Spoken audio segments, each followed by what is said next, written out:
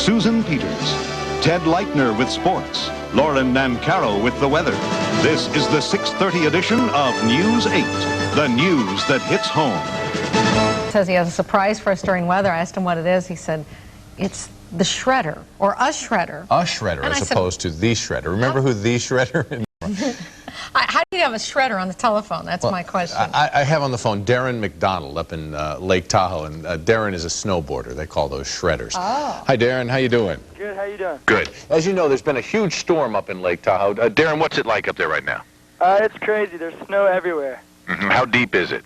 Out here at lake level, it's probably about 5 feet on the ground. As I mentioned, you're a shredder. You've been snowboarding all day. Where's the weirdest place you snowboarded from today? Actually, we had a chance to snowboard off the roof of our house. It's that deep. Yeah, it's crazy. Okay, when it was coming down at its greatest, wow, what was it like?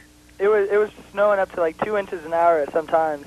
You'd go to the store and come back and couldn't even see your tire prints on the street. Right. We should have some video of Lake Tahoe or of the Sierra Nevada. There we go. This is Interstate 80 today. People, as they finally were able to get through just a little bit. What'd your car look like, Darren? Couldn't get into my door. It was all the way up, and I had a lifted truck. Lift the truck out of the snow? Yeah, we had about 8 people pushing us to get out. Wouldn't it have been easier to shovel? We did everything. Okay, so are you guys stuck up there? Should we let your parents know you're not making it home? My parents actually are stuck up here also.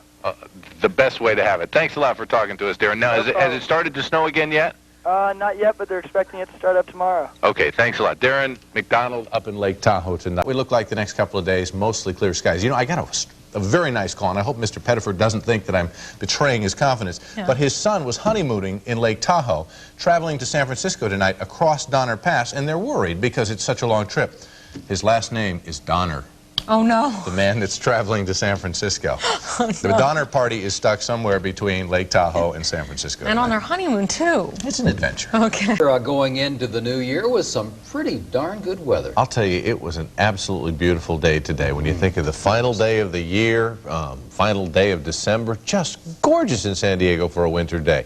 It is not that way everywhere. Before we go to the first video, I want to give you an update. Well, as we look at the first video, I'll give you an update on the Donner Party. They were traveling across this road yesterday. This is the modern-day Donner Party. Remember, a San Diego couple honeymooning in Tahoe, left Tahoe yesterday, headed across Donner Summit toward the Bay Area. They hadn't been heard from, and some parents down here were getting worried. Well, they made it. It took from 10 a.m. to, or rather 11 a.m. to 10 p.m. to make it from Tahoe to Sacramento. That's an hour trip normally.